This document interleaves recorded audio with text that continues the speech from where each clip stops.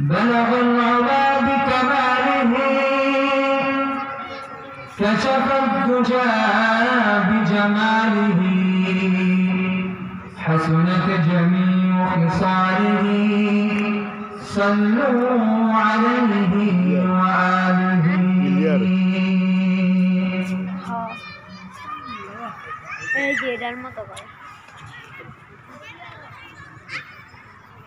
আল্লাহ রাব্বুল আলামিনের দরবারে অসংখ্য অগণিত শুকরিয়া জ্ঞাপন করছি, যেই মহান রব্বুল আলামিন আমাদেরকে বাংলানগর জনগণের উদ্যোগে আয়োজিত আজকের এই দোয়ার ওয়াজ মাহফিলের আসার তৌফিক দিয়েছেন। কোরআন এবং হাদিস থেকে কিছু কথা বলার আমাকেও তৌফিক দিয়েছেন। আল্লাহ রাব্বুল আলামিনের দরবারে আমরা সকলেই রব্বে কারীমের শেখানো ভাষায় সমস্যারে আওয়াজকে উঁচু করে দিয়ে শুকরিয়া আদায় করি, বলি আলহামদুলিল্লাহ। আজকে মাহফিলের সম্মানিত সভাপতি, শ্রদ্ধা ভাজন মুরব্বী, অত্র এলাকার প্রবীণ মুরব্বী, বিশিষ্ট ব্যবসায়ী, সমাজসেবক আলহাজ আব্দুল জব্বার কোম্পানি সাহেব সহ মাহফিলে যারা অতিথিবৃন্দ আছেন, আপনাদের সকলকে জানাই আন্তরিক শুভেচ্ছা অভিনন্দন।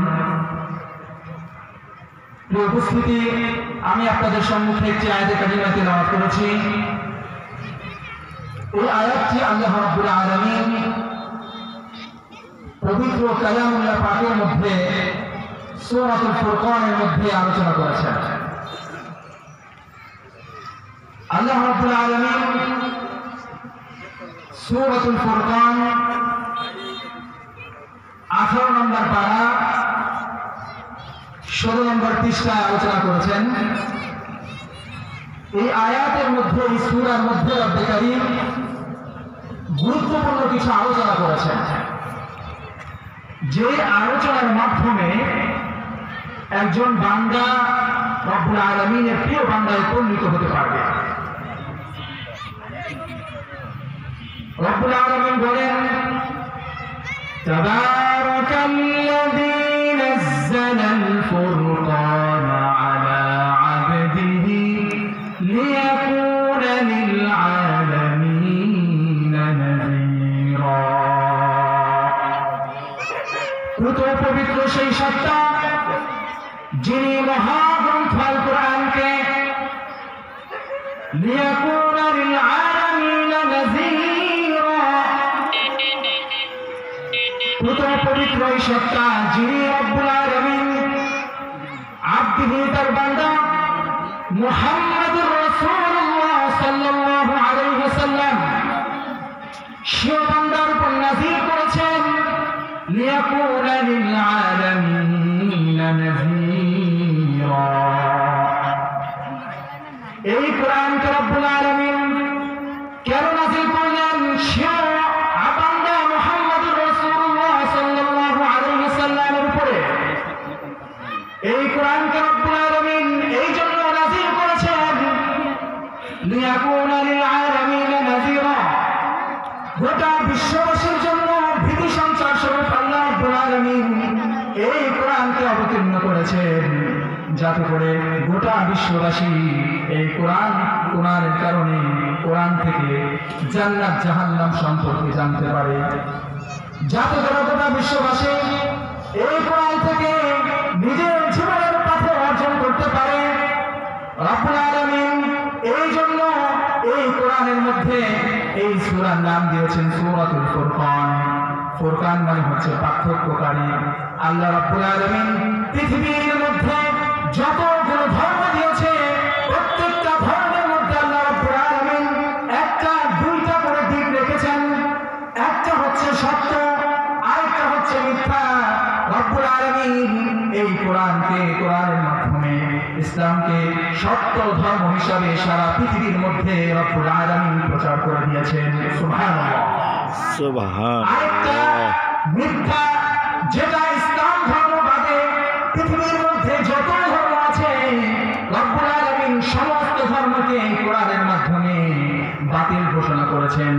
আল্লাহ রাব্বুল আলামিন বলেন, ইন্নাদ-দীনা ইনদাল্লাহিল ইসলাম।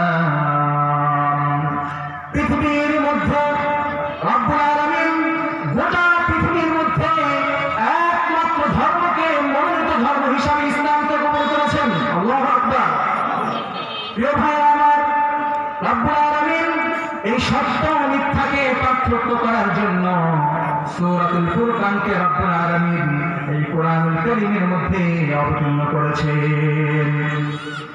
প্রিয় ভাইরা, এই কোরআনুল কারীমের মধ্যে সূরা ফুরকানের মধ্যে আল্লাহ রাব্বুল আলামিন কয়েকটা বিষয় নিয়ে আলোচনা করেছেন। প্রিয় ভাইরা আমার, এই যে কোরআন এমন একটা গ্রন্থ, বিশ্বনবী বলেন, লাদাইনা কিতাবুন ইয়ানতিকু বিল হক। এই কোরআন এমন এক কোরআন, যে কোরআনের মধ্যে রব্বুল আলামিন গোটা পৃথিবীর সমস্ত সত্যকে একত্রিত করেছেন। যে কোরআনের মধ্যে রব্বুল আলামিন এই সমস্ত পৃথিবীর সত্য বিষয়কে তুলে ধরেছেন। শুধু তাই না, বিশ্বনবী বলেন, যে কোরআনকে মানবে, যে কোরআন অনুযায়ী নিজের জীবনকে করবে, যে জীবনকে কোরআন অনুযায়ী বাস্তবায়ন করবে, যারা কোরআন অনুযায়ী রাষ্ট্র পরিচালনা করবে, যারা কোরআন অনুযায়ী পরিবারকে পরিচালনা করবে, বিশ্বনবী বলেন, কোরআন তাদেরকে জান্নাতে চলে যাবে। সুবহানাল্লাহ। শুধু তাই না, বিশ্বনবী বলেন, যারা কোরআনকে মানবে না, যারা কোরআন অনুযায়ী নিজের জীবনকে করবে না, যারা কোরআনকে নিজের জীবন বাস্তবায়ন করবে না, যারা কোরআন অনুযায়ী নিজের জীবনকে পরিবর্তন করবে না, বিশ্বনবী বলেন, তাকে নিয়ে কোরআন তাকে কোনো জাহান্নামে পর্যন্ত পৌঁছে দিবে। কারণ কোরআন জান্নাতে যাওয়ার সময় তাদের কোনো সুপারিশ করবে না। একটা বান্দা যখন জাহান্নামে যাবে, আল কোরআন হুজ্জাতুল লাকা ওয়া আলাইক, এই কোরআন ওই বান্দার সম্পর্কে সুপারিশ করবে।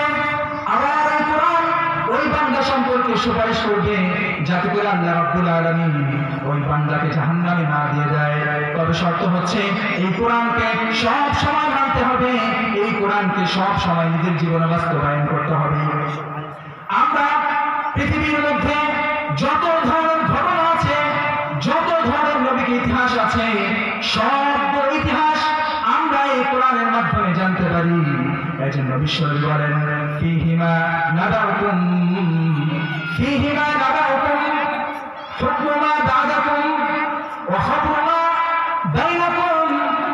কোরআন এমন একটা কিতাব, যে কিতাবের মাধ্যমে পূর্বে যা হয়েছে তা আমরা জানতে পারি। এই কোরআন এমন একটা কিতাব, যে কিতাবের মাধ্যমে পরবর্তীতে কি হবে সেটাও আমরা জানতে পারি। এই কোরআন এমন একটা কিতাব, যে কিতাবের মাধ্যমে আমরা বর্তমানে কি হবে সেটাও জানতে পারি। জানতে পারি কি পারি না? অবশ্যই পারি। এই কোরআনকে রব্বুল আলামিন এতটা মর্যাদা দিয়েছেন। এই কোরআন রব্বুল আলামিন কিয়ামতের ময়দানে কোন বান্দাকে চাইলে সুপারিশ করে সরাসরি জান্নাতের মধ্যে প্রবেশ করে দিবেন। সুবহানাল্লাহ।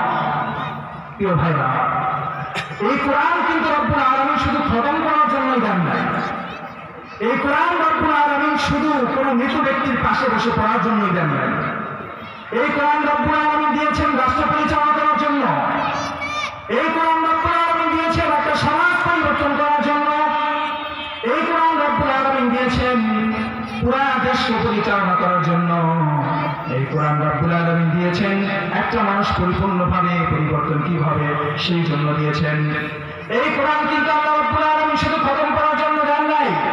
এই কোরআনকে রব্বুল আলামিন মৃত ব্যক্তির পাশে বসে শুধু তেলাওয়াত করার জন্য দেন নাই। এই কোরআনকে যেমনি ভাবে খতম করার জন্য দিয়েছেন, এই কোরআনকে যেমনি ভাবে মৃত ব্যক্তির পাশে বসে পড়ার জন্য দিয়েছেন, ঠিক তেমনি ভাবে এই কোরআনের মাধ্যমে রাষ্ট্র পরিচালনা করার জন্য দিয়েছেন। ভাইরা, আজকে মুসলমান জাতি কোরআন থেকে দূরে থাকার কারণে প্রত্যেকটা জায়গায় জায়গায় নির্যাতিত হচ্ছে, নিষ্পেষিত হচ্ছে, লাঞ্ছিত হচ্ছে, অপমানিত হচ্ছে। ঘরে কোরআন নাই। কোরআন যদিও একটা আছে, কোন রকম ঘরের মধ্যে একটা তাকের মধ্যে রেখে দেয়, একেবারে বছরের শুরুতে সুন্দর করে রেখে দেয়। রমজান মাস যখন আসে, রমজানের বরকতে যখন আমার ইউনিভার্সিটি পরিষ্কার করে। কিন্তু আপনাদের কাছে আমার একটা প্রশ্ন, রব্বুল আলামিন কি কোরআন এই জন্য দিয়েছেন যে বছরে একবার পড়বো? না। রব্বুল আলামিন কোরআন দিয়েছেন প্রতিদিন তেলাওয়াত করার জন্য, এই কোরআন থেকে এমন কিছু দিক নির্দেশনা নেওয়ার জন্য, যে দিক নির্দেশনা নেওয়ার মাধ্যমে আপনি যাতে করে সরাসরি জান্নাতে যেতে পারেন। প্রিয় ভাইরা আমার, এই সূরা ফুরকানের মধ্যে রব্বুল আলামিন তিনটা বিষয় নিয়ে আলোচনা করেছেন। তার মধ্যে সূরা ফুরকানের সর্বশেষ 63 নম্বর আয়াত থেকে প্রায় 70 নম্বর আয়াত পর্যন্ত রব্বুল আলামিন একটা মুমিন বান্দা কিভাবে আল্লাহ রব্বুল আলামিনের প্রিয় বান্দায় পরিণত হবে, একটা মুমিনের কি গুণ থাকলে সে প্রকৃত মুমিন হতে পারবে, সেই বিষয় নিয়ে আলোচনা করেছেন। প্রিয় ভাইরা আমার, আল্লাহ রব্বুল আলামিন বলেন, ওয়াইবাদুর রাহমানিল্লাযীনা ইয়ামশুনা আলাল আরদি হাওনা وإذا خاطبهم الجاهلون قالوا سلاما। রব্বুল আলামিন ইবাদুর রহমান সম্পর্কে আলোচনা করেছেন। আল্লাহর বান্দা, রহমানের বান্দা কারা? আল্লাহ রব্বুল আলামিন কোরআনুল কারীমের মধ্যে বলেন,